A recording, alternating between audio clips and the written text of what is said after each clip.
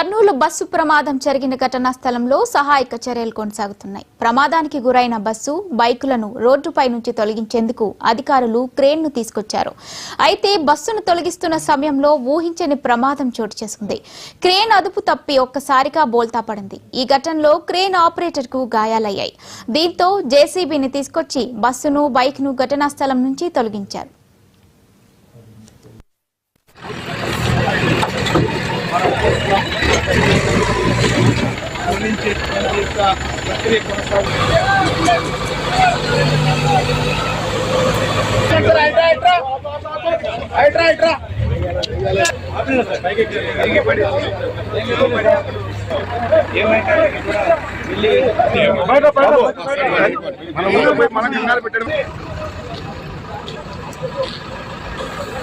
Left side కాలు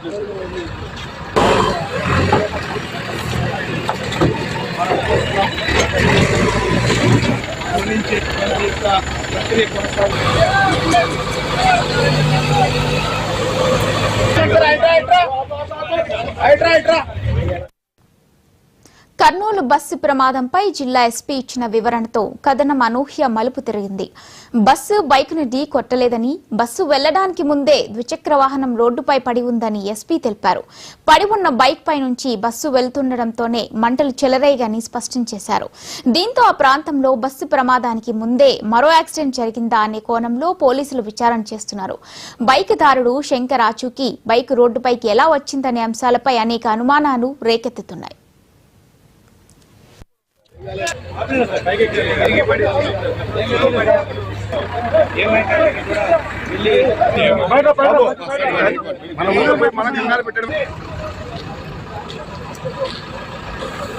left side కాలు కర్నూలులో వేమూరి కావేరీ ట్రావెల్స్ బస్సు ప్రమాదంలో కీలక విషయాలు వెలుగులోకి వచ్చాయి. బస్సు డయ్యూ డామన్ రిజిస్ట్రేషన్ చేసుకుని ఆల్ ఇండియా పర్మిట్ తీసుకుంది. ఒడిశాలోని రాయగడలో ఆల్టరేషన్ ఫిట్నెస్ చేయించుకుంది. ఆల్టరేషన్ లో రాయగడ అధికారులు సీటింగ్ పర్మిషన్ జారీ చేశారు. కానీ వేమూరి కావేరీ ట్రావెల్స్ 43 సీట్ల సిట్టింగ్ పర్మిషన్ తీసుకుని బస్సుని స్లీపర్ గా మార్చింది. 2018లో తెలంగాణలో బస్సు రిజిస్ట్రేషన్ చేశారు. 2023లో ఎన్ఓసీతో డయ్యూ డామన్ లో రిజిస్ట్రేషన్ మార్పు చేశారు. స్లీపర్ కోచ్ గా అక్రమానికి తెరతీశారు.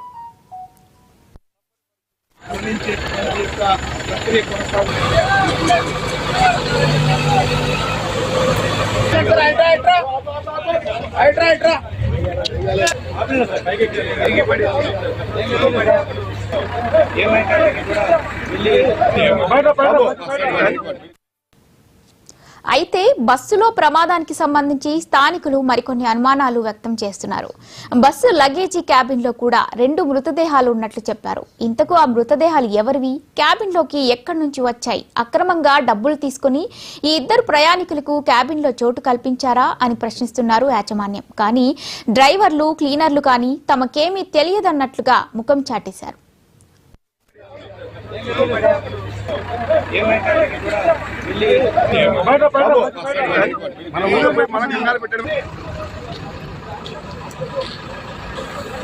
లెఫ్ట్ సైడ్ కాలు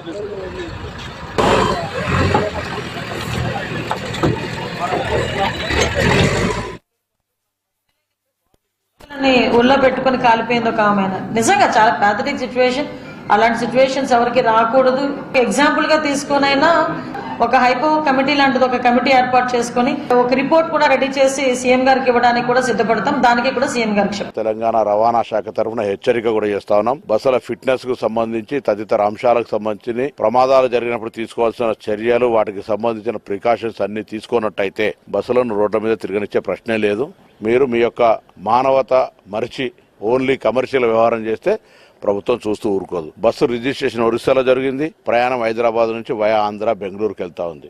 ఏ సహాయ కార్యక్రమమైనా ఆంధ్రప్రదేశ్ ప్రభుత్వానికి తెలంగాణ ప్రభుత్వం రవాణా శాఖ తరఫున అన్ని రకాలుగా మేము అందుబాటులో ఉంటాం. ఇవాళ తెల్లవారుజామున జరిగిన బస్సు ప్రమాదం 2 తెలుగు రాష్ట్రాలను తీవ్ర విషాదంలో నింపింది. మరికొద్ది నిమిషాల్లో గమ్యస్థానాలకు చేరుకోనున్న ప్రయాణికులు తిరిగి రాని లోకాలకు వెళ్లారు. బైక్ రూపంలో దూసుకొచ్చిన మృత్యువు వారిని అనంత లోకాలకు తీసుకెళ్లింది. గురువారం రాత్రి 43 మంది ప్రయాణికులతో హైదరాబాద్ నుంచి బెంగళూరుకు బయలుదేరిన వేమూరి కావేరీ ట్రావెల్స్ బస్సు కర్నూలుకు 10 కిలోమీటర్ల దూరంలో ఉండగా ప్రమాదం జరిగింది. అతి వేగంతో వెళ్తున్న బస్సు అదుపు తప్పి బైకును ఢీకొట్టింది. ఈ క్రమంలో ఒక్కసారిగా మంటలు వ్యాపించి బస్సులోకి అంటుకున్నాయి. గమనించిన డ్రైవర్ వెంటనే బస్సును నిలిపివేశాడు.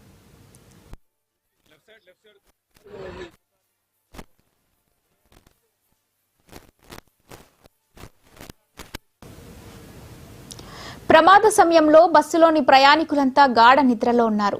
డ్రైవర్ బస్సు ఆపడంతో నిద్రలేచిన ప్రయాణికులు బస్సులో మంటలను చూసి వణికిపోయారు. కొందరు వెంటనే బస్సులోని ఎమర్జెన్సీ విండోలు ఓపెన్ చేసుకుని బయటకు దూకి ప్రాణాలు కాపాడుకున్నారు. 20 మంది బస్సులోనే చిక్కుకుని సజీవ దహనమయ్యారు. ప్రమాదం నుంచి బయటపడిన వారు తమ కళ్ల ముందే తోటి ప్రయాణికుల ప్రాణాలు బస్సులో కాలిపోతున్నా ఏం చేయాలో అర్థం కాక నిస్సహాయ స్థితిలో ఉండిపోయారు. ప్రమాదం నుంచి తప్పించుకున్న జశ్వంత్ అనే ప్రయాణికులు ఎమర్జెన్సీ విండో లేకపోతే తాను కూడా బస్సులో కాలిపోయి ఉండేవాడినని తెలిపారు.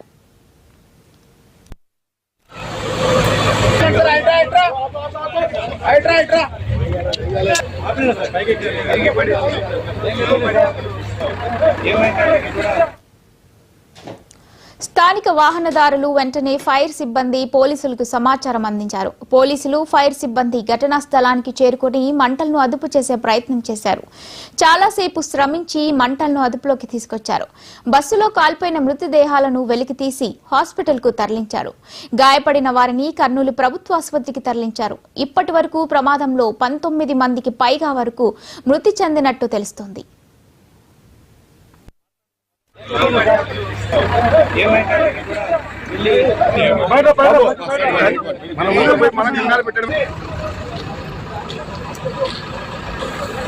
లెఫ్ట్ సైడ్ కాలు కర్నూలు జిల్లాలో జరిగిన బస్సు ప్రమాద ఘటనలో 19 మంది ప్రాణాలు కోల్పోయినట్లు ఏపీ హోంమంత్రి అనిత వెల్లడించారు. మృతుల్లో 2 చిన్నారులు ఉన్నట్లు తెలిపారు. మృతుల్లో ఏపీ, తెలంగాణ నుంచి 6 చొప్పున, ఒడిశా, బీహార్ నుంచి ఒక్కొక్కరు, తమిళనాడు, కర్ణాటక నుంచి 2 చొప్పునున్నారు. మరొకరి మృతదేహం గుర్తించాల్సి ఉంది. కర్నూలు వ్యాస్ ఆడిటోరియంలో మంత్రులు అనిత, రాంప్రసాద్ రెడ్డి మీడియా సమావేశం నిర్వహించారు. బస్సులో 39 మంది పెద్దవాళ్లు, 4 చిన్నారులతో పాటు గుర్తు తెలియని మరో వ్యక్తి ఉన్నట్లు చెప్పారు. ప్రమాదం నుంచి 2 డ్రైవర్లతో సహా 27 మంది బయటపడ్డారు. స్వల్ప గాయాలతో ఆసుపత్రిలో 12 మంది చికిత్స పొందుతున్నారని వివరించారు.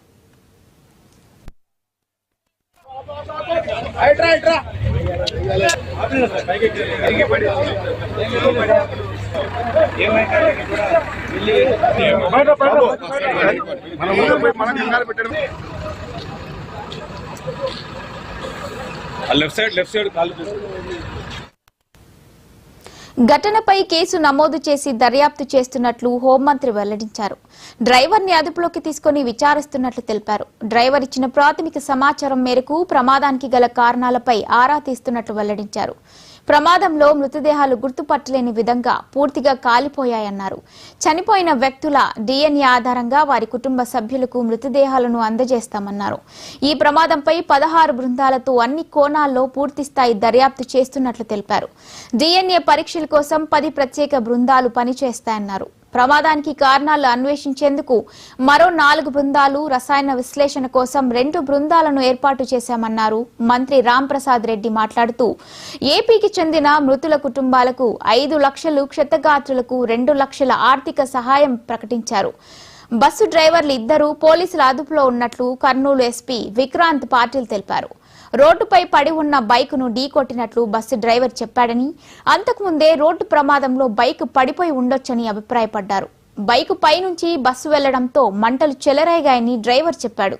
ప్రమాదానికి గల కారణాలపై అన్ని కోణాల్లో విచారణ జరుగుతోందని ఎస్పీ వివరించారు.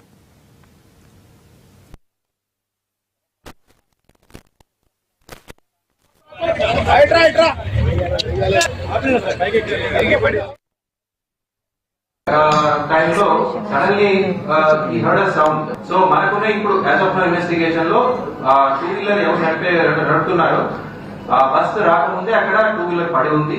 అదే ఇంకొక యాక్సిడెంట్ అయి ఉండొచ్చు, లేదా సెల్ఫ్ ఫాలన్ కూడా అయి ఉండొచ్చు.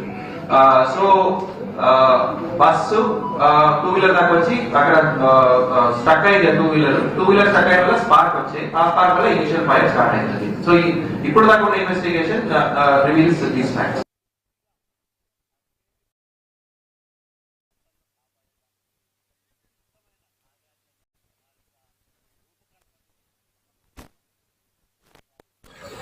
లెఫ్ట్ సైడ్ కాలు చాలా ప్యాథటిక్ సిచ్యువేషన్, చాలా పానిక్ సిచ్యువేషన్. ఆ సిచ్యువేషన్ ని నిజంగా అటువంటి సిచ్యువేషన్ నుంచి ఆ 27 మంది బయటపడడం అనేదే నిజంగా చాలా అదృష్టం అనుకోవాలి. ఒక పక్క దురదృష్టం, ఒక పక్క అదృష్టం. మన ఫోరెన్సిక్ సంబంధించి సుమారుగా 16 టీములు వేయడం జరిగిందండి. 10 టీములు కేవలం DNA టెస్ట్ చేయడానికి 10 టీములు ఏర్పాటు చేయడం జరిగింది. ఏ ఫ్యామిలీకి సంబంధించిన వ్యక్తి డెడ్ బాడీ ఆ ఫ్యామిలీకి చేరాలి, వాళ్ళు దహన సంస్కారాలు చేసుకుంటారు. కాబట్టి ఆ నిజంగా ఇటువంటి సంఘటనలు పునరావృతం కాకుండా చూసుకోవాల్సిన బాధ్యత కూడా మనందరి మీద కూడా ఉంది.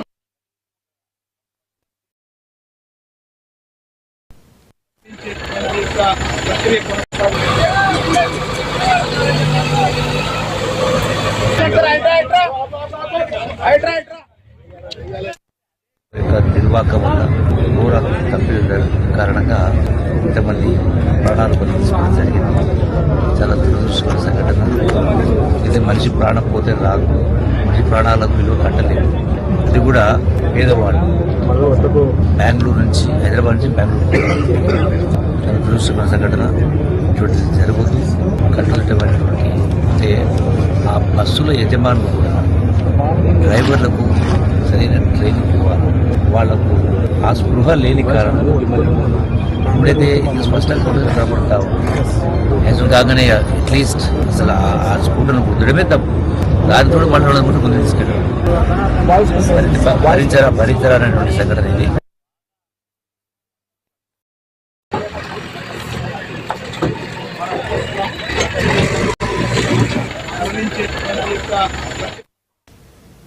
కర్నూలులో జరిగిన ఘోర బస్సు అగ్ని ప్రమాదం నుంచి ప్రాణాలతో బయటపడిన ప్రయాణికుడు రామరెడ్డి హైదరాబాద్ కు చేరుకున్నాడు. ప్రమాద సమయంలో తాను చూసిన భయంకర దృశ్యాలను వివరిస్తూ ఆయన కన్నీటి పర్యటించారు. ఒకవైపు భారీ వర్షం, మరోవైపు బస్సులో అంటుకున్న భీకర మంటలు. ఆ మంటల నుంచి దట్టమైన నల్లటి పొగలు కమ్ముకోవడంతో ఏం జరుగుతుందో కూడా తెలియని పరిస్థితి నెలకొందని రామరెడ్డి మహాన్యూస్ కు తెలిపారు. కేవలం దేవుడి దయ వల్లే బతికి బయటపడ్డానని రామరెడ్డి భావోద్వేగంతో చెప్పారు. సరిగ్గా ఈ రోజు ఆయన పుట్టినరోజు కావడంతో కూతురుని కలవడానికి బెంగళూరు వెళ్తుండగా ఈ ప్రమాదం జరిగింది. అందుకే ఈ రోజు తనకు పునర్జన్మగా భావిస్తున్నానని ఆయన పేర్కొన్నారు.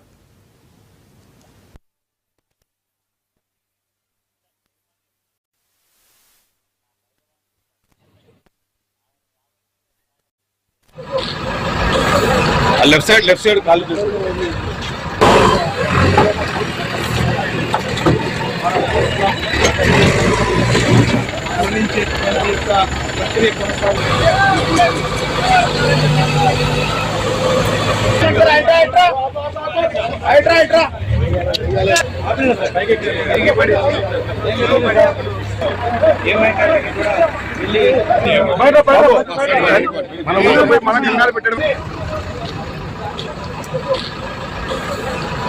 లెఫ్ట్ సైడ్ కాలు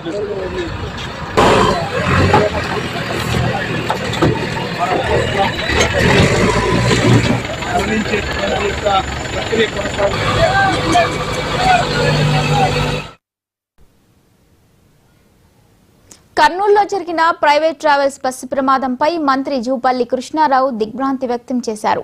గాయపడిన వారు త్వరగా కోలుకోవాలని ఆకాంక్షించారు. మృతుల కుటుంబాలకు ప్రగాఢ సానుభూతి ప్రకటించారు.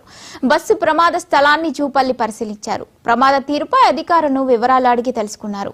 డ్రైవర్ల నిర్లక్ష్యం ఉన్నట్లు అధికారులు ప్రాథమికంగా గుర్తించారని వెల్లడించారు. డ్రైవర్లను నియమించుకునే ముందు యజమానులు జాగ్రత్తలు తీసుకోవాలని సూచించారు.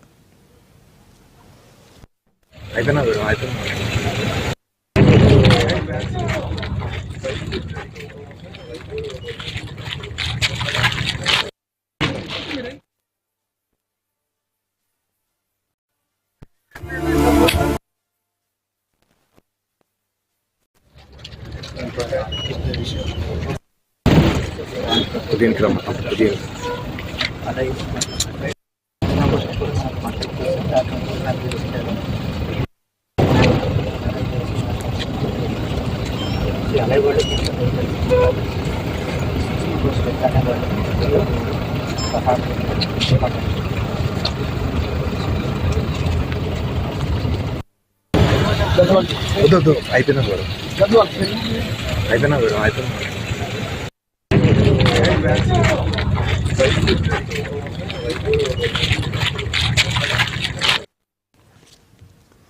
ఇలాంటి ఘటనలు జరిగినప్పుడు యజమానులు బాధ్యత వహించాలన్నారు. బాధితులను ఆదుకోవాల్సిన భారం ట్రావెల్స్ యాజమాన్యంపై ఉందని స్పష్టం చేశారు. తెలంగాణకు చెందిన 6 ప్రయాణికులు మరణించారని విచారం వ్యక్తం చేశారు. 10 మంది ప్రమాదం నుంచి బయటపడ్డారని తెలిపారు. కొందరు హాస్పిటల్లో చికిత్స పొందుతున్నారని, ప్రాణాపాయం లేదని తెలిపారు. బైకును ఢీకొన్న వెంటనే బస్సు ఆపి ఉంటే ప్రమాద తీవ్రత తక్కువగా ఉండేదని అభిప్రాయపడ్డారు.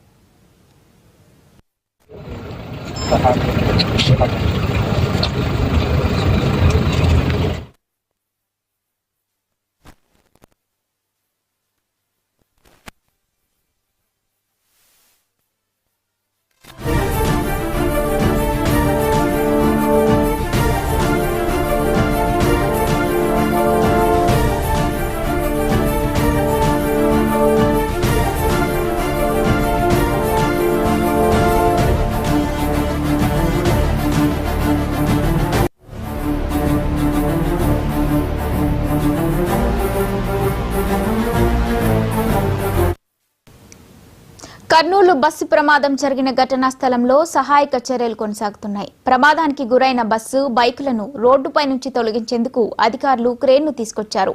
అయితే బస్సును తొలగిస్తున్న సమయంలో ఊహించని ప్రమాదం చోటు చేసుకుంది. క్రేన్ అదుపు తప్పి ఒక్కసారిగా బోల్తా పడింది. ఈ ఘటనలో క్రేన్ ఆపరేటర్కు గాయాలయ్యాయి. దీంతో జేసీబీని తీసుకొచ్చి బస్సును, బైకుని ఘటనా స్థలం నుంచి తొలగించారు.